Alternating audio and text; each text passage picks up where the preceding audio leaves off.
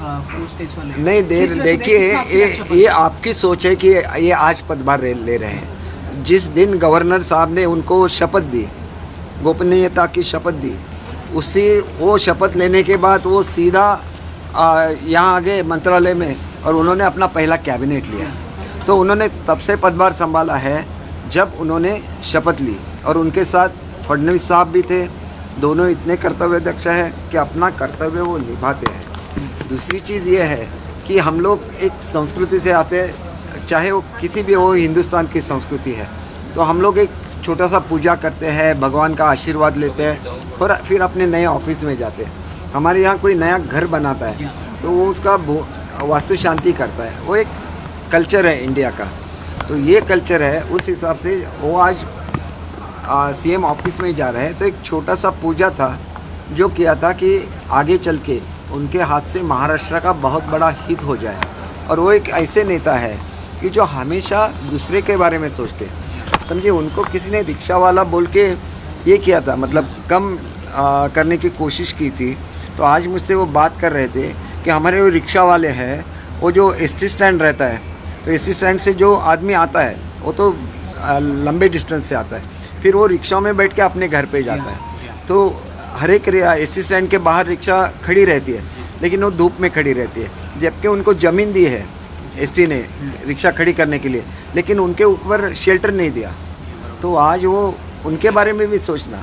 एक उनको रिक्शा वाला मत बोलिए, वो एक आम आदमी की तस्वीर है जो आगे आके आपके समझ में आएगा कि महाराष्ट्र में क्या परिवर्तन हो जाएगा। और मेरे एक बहुत बड़े अधिकारी से बात हो गई जो महाराष्ट्र में थे और दिल्ली में गए, तो उन्होंने मुझे बोला कि आज मेरे लिए भी एक बहुत खुशी का दिन है कि आज महाराष्ट्र की गाड़ी जो है वो पटरी पे आ गई। अब महाराष्ट्र की ग्लोरी वापस उनको मिल जाएगी। मतलब ये है कि महाराष्ट्र एक महान राष्ट्र है और उसका जो सम्मान है वो बढ़ाना है, और उसकी जो पास्ट ग्लोरी है उसको वापस लाना है। और ये हर एक की चीज़ में, चाहे वो एक आदमी हो, जो गरीब आदमी, गरीब किसान हो, या वो बड़ा से बड़ा अफसर हो, हर कोई यही सोचता है कि एडमिनिस्ट्रेशन की तरह चलना चाहिए और महाराष्ट्र को प्रोग्रेस करना चाहिए। ये पॉलिटिक्स की कुर्सी नहीं है, ये एडमिनिस्ट्रेशन की कुर्सी है, और वो कुर्सी सही ढंग में चलनी चाहिए। और यही हमारे लिए लोकशाही में हमारा कर्तव्य है। दीपक जी, एक सवाल है मेरा कि आपका जो शिंदे गुट है वो और भी ज्यादा मजबूत हो रहा है, क्योंकि उद्धव ठाकरे के साथ जो विधायक है वो लोग भी आपसे जुड़ना चाहते हैं, इस तरह की जानकारी सामने आ रही है, उसको लेकर क्या कहेंगे आप? हमारा गुट बिल्कुल नहीं है, हम शिवसेना हैं, और अगर शिवसेना प्रमुख चाहे तो कभी भी बोल सकते कि हमारे लोग हैं। अगर बाला साहब होते तो वो शिंदे साहब को बुला लेते और उनकी पीठ थपथपाते और बोलते कि मेरे शेर ने आज महाराष्ट्र की गद्दी जीत ली है। ये उनका बड़ा हृदय था। तो बड़ा हृदय होना भी एक महाराष्ट्र की खासियत है, तो बड़ा हृदय दिखाना चाहिए। सर, कुछ जो विधायक है वो भी आप लोगों के संपर्क में हैं क्या, जो बाकी अभी तक?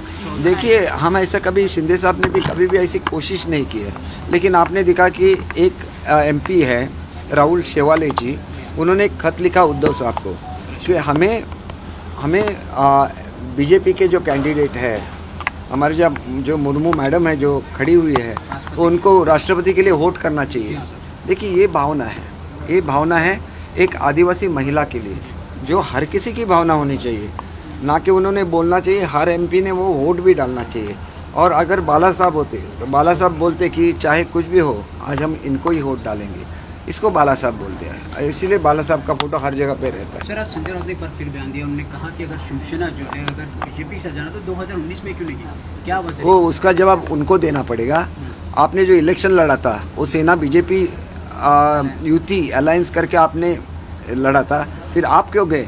और आप बोलते कि आप उस आघाड़ी के शिल्पकार हैं, तो आप ही जिम्मेदार है उसके लिए। आप खुद को शिल्पकार बोलते तो आप ही जिम्मेदार है। भावना भक्ति को लेकर जो कार्रवाई की गई है उसको लेकर क्या कहेंगे? देखिए, एक ऐसा है कि भावना जी को मैंने बहुत करीब से काम करते हुए देखा है। ये पहली हमारी लेडी एमएलए थी, तो आज सब महिला वर्ग जो है उनका अपमान हो गया है। महाराष्ट्र ऐसा राज्य है कि जिसने पहला महिला धोरण दिया।